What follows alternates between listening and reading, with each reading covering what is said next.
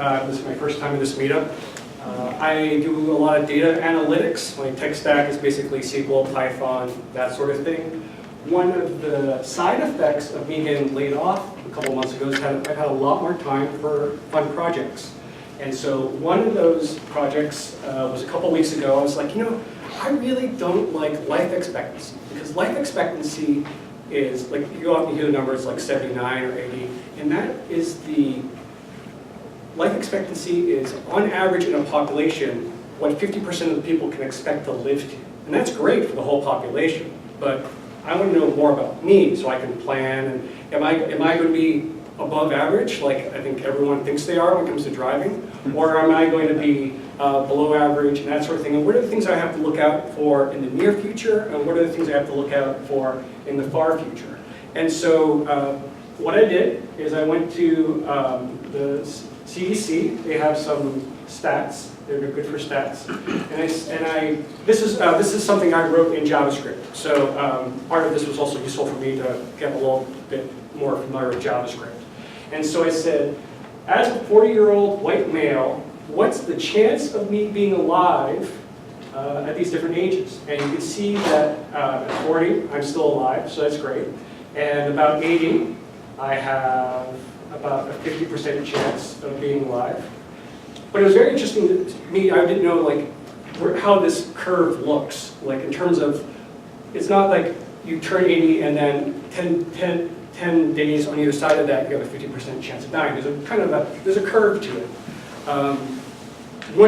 So then I said, okay, what is the most likely cause of death within the next 5 years for someone like me? And once again, the CDC has all this number, and I haven't finished getting all the numbers for all the different combinations, because when you take age, gender, and race, that's a lot of data spread out. And so for me, accidents are actually kind of a big deal. Intentional self-harm is something I need to look out for. And then you can see diseases of the heart, malignant neoplasms, that's cancer, and some other things. One thing I should mention is that this is also for a population as a whole. So even though I took the whole population, I sliced it down to 40-year-old white males, it doesn't factor in that I live in Washington State, that I've never been a smoker, all these other things. So once again, this is still a population, but it's a little bit more personalized. And you factor in your zip code, apparently that's like one of the top predictors.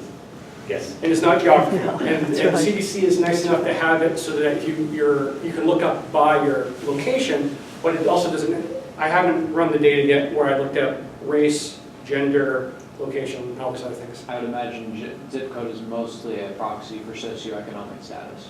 Right, I haven't done what are the drivers. Let's save the questions actually to the end if we could, because I might touch on that. But what are the main drivers for things? So then I looked at overall most likely cause of death. So over the course of my life, what's most likely to get me? And so this is where it kind of gets interesting. So this tracks at different points in my life what are going to the things that are most likely to kill me. Once again, this is for the population, so it looks at 60-year-old white males, what is most likely to kill them versus 65. One of the interesting things about the CDC is that they don't kind of guesstimate in 20 years what's the science going to be like. You kind of have to say, okay, let's pretend nothing else changes, let's hit pause now, what's likely to get me down the road. And so what I was interested in is that unintentional injuries, so accidents go down, heart disease and cancer go up, suicide goes down. So this is just this is something I'm actively playing around with when I'm taking a break from the job search. So this is, if you're interested in hearing more about this, I just give me your email address at the end and I can send you it as I add more data. So for example, this graph here, I think it works if I set it to, let's say if I'm 20. There we go. And so it shows different things. One of the interesting things, and it's not in here yet, is that Hispanic females have some of the best life expectancy. So anyway, so this is just me playing around with a chart library. It's called Chart.js. I love Python a lot. one of the challenges is often about building visualization layers that I can show people who aren't looking at Python. So I use Python a lot for data exploration, but using JavaScript more for the presentation layer.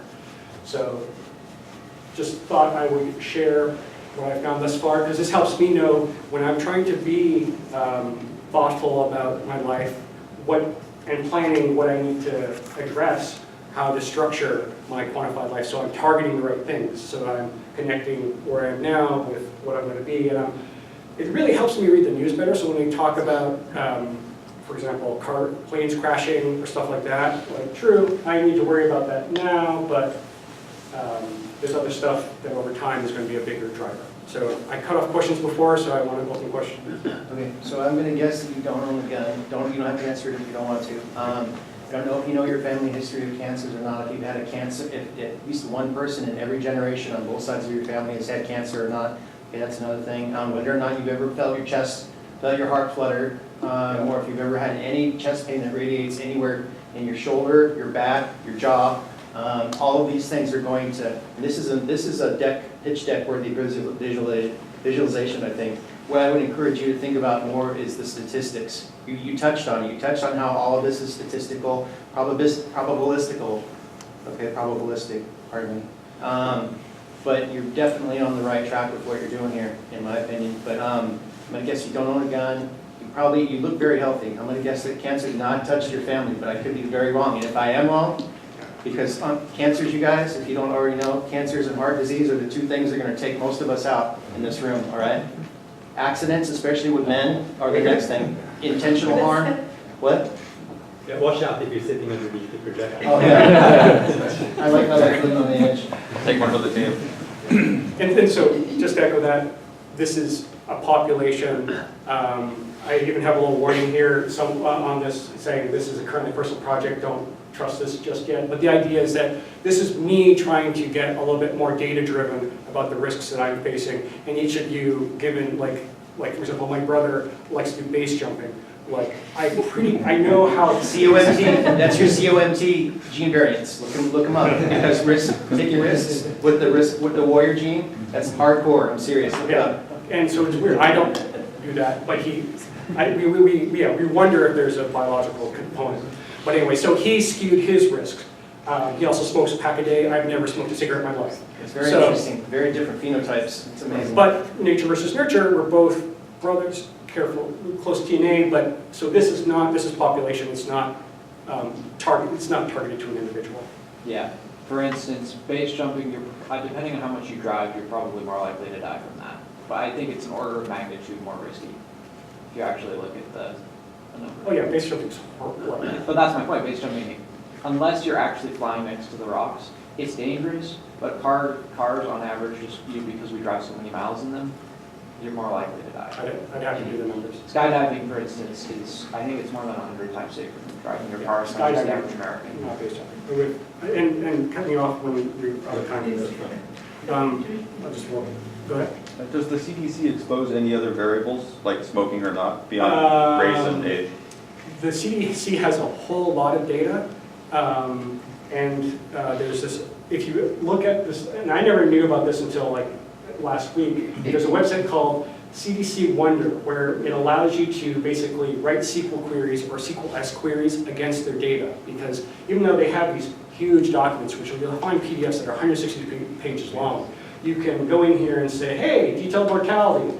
And they're like, great, you can write a query here using that data, and you have to basically say you're not going to use that data, try to figure out what your cousin down the street actually died from. So you can hack this data, and you can look at it for a given state, for a given metro. Someone mentioned metro areas. So you can get granular. So if I wasn't doing this, like I said, for fun, in between the job search, I could go full deep in this and really hack the data. I just haven't had the time. I'm wondering how detailed it gets, because I read an article not too long ago about how the closer you live to a freeway, like within a certain number of blocks, that increases your mortality. I don't know, like, and there must be a million other things like that. Well, they actually have in here that warning that I glommed over. they basically say, you promise that you're not going to use this to look up an individual, because it has pretty raw data from local morgues, and so you might be able to. And they have the address when they die. I bet you they don't have that, because Yeah. with PII, they get pretty particular about that, but Also death and time is pretty close. you can, Yeah, you live in a data-rich Yeah. environment. you just need one or two other data sets and you got it. Yeah. A few quick questions. I'm curious what your next steps are. Yep. You said you wanted to use this to plan sort of life ahead. I'm curious how you're using this to do that. And then the last question is the accidents coming down. Is that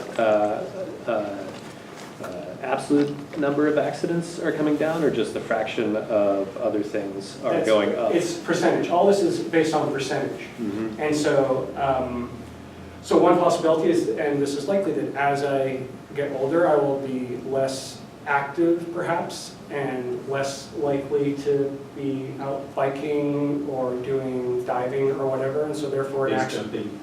Yeah.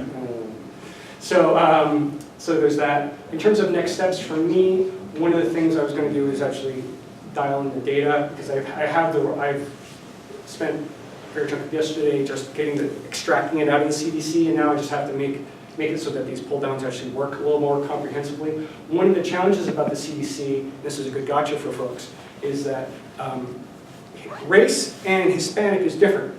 So you can have a white Hispanic and you can have a non-Hispanic white, and the reason is because, and that's just how they slice and dice the data. So sometimes when you're looking at race and gender, race, you might think you're looking at white males, but you're looking at white males, Hispanic and non-Hispanic, whereas another one you're looking at non-Hispanic white males. So I was finding that depending on what report I looked at and how closely I looked at the footnote, I was getting different results. And so that nuance, I'm just dialing in a little bit here. In terms of health, you know, keeping away from sharp objects for the next 5 years. Also being thoughtful about, you know, heart disease and cancers. I've been going through a lot of self-diagnosis. For example, I got tested for asthma. I got tested for allergies last week and discovered for the first time in my life that I'm allergic to dust mites. Because I went to the doctor and said, I'm allergic to Seattle. For the last 6 months, I felt really bad. I've developed an allergy to Seattle. And they tested me like, no, you're actually allergic to dust mites. So adult onset allergies. So just being a little bit more, I'm here, a lot of us people are here because we're data driven. So I've always been data driven, but this was just useful to know that for me, the big takeaway here was knowing that life expectancy isn't that you should expect to live to 80. It means that on average, 50% of the population are going to live to 80. So individual results will vary.